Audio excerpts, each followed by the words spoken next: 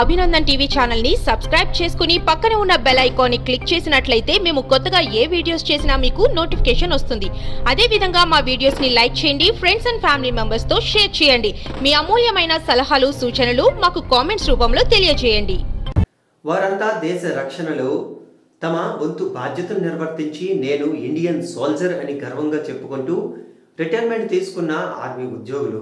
అయితే తమ బెటాలియన్లో విధులు నిర్వర్తించిన ప్రతి ఒక్కరూ రిటైర్మెంట్ అనంతరం నిరంతరాయంగా ఒక చోట కలుసుకుని ఆత్మీయ కలయిక పేరిట సమావేశాన్ని నిర్వహిస్తూ రావడం గొప్ప విషయం. కష్టం వచ్చినా సంతోషం వచ్చినా ఒకరికి ఒకరు తోడుగా ఉంటూ అందరికీ ఆదర్శంగా నిలుస్తున్నారు. సుమారు 100 మంది సోల్జర్స్ ఆ ఇండియన్ ఆర్మీలో వివిధ హోదాల్లో దేశానికి సేవలందించి నేడు చిన్న పెద్ద అన్న తేడా లేకుండా వారి వారి కుటుంబ సభ్యులతో కలిసి సంతోషంగా గడపడం ఓ ప్రత్యేకతని చెప్పుకోవాలి.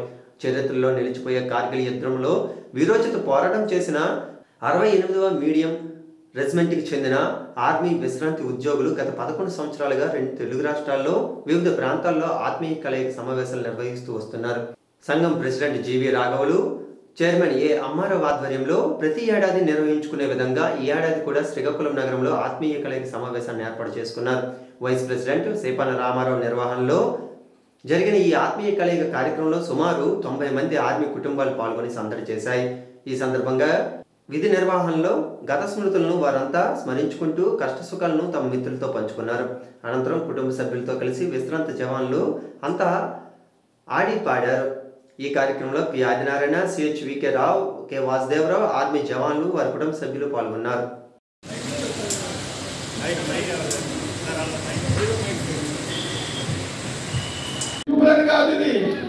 దంపతుల ఆహ్వానం అమ్మారావు గారు మిసెస్ కుమారి రావాలి స్టేజ్ మీదకి. ఒక అందరూ ఎడచేదేపు కూర్చుంటే ఫోటో వచ్చినట్టు గుడి చేదేపు కూర్చుంటారు ఆడవాళ్ళు. తెలుసా మీకు? అంటే బాగా మామూలుగా